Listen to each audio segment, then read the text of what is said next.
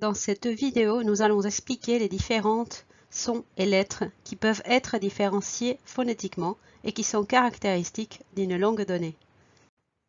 Mais d'abord, qu'est-ce qu'un phonème? Un phonème est la plus petite unité de son qui permet de distinguer un mot d'un autre.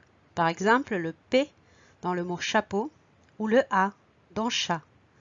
On distingue deux types de phonèmes, les voyelles comme A, O, U et les consonnes comme B, C, D, F, etc.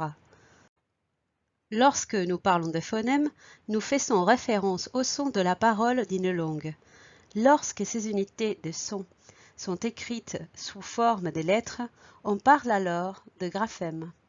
Ainsi, un graphème est une lettre ou un groupe de lettres représentant un seul phonème. Le système phonologique peut varier d'une langue à l'autre, de sorte qu'il peut y avoir de sons qui existent dans certaines langues, mais pas dans d'autres.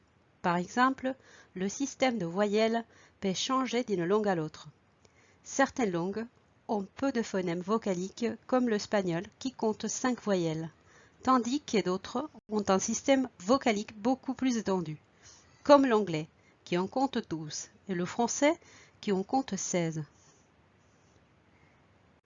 Certaines lettres se prononcent différemment selon les langues, en fonction de leur système orthographique. Par exemple, le H de l'anglais se prononce comme le H de ham, mais en français il est muet, comme dans le mot heure. Un autre exemple est le double L.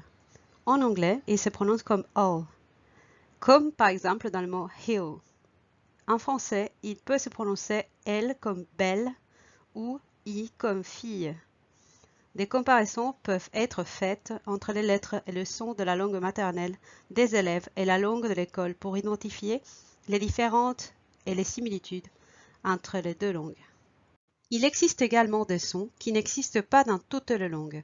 Par exemple, le ni de piña en espagnol ou de montagne en français n'existe pas en anglais. Ou le r de burro en espagnol est connu par les néerlandophones mais pas par les francophones.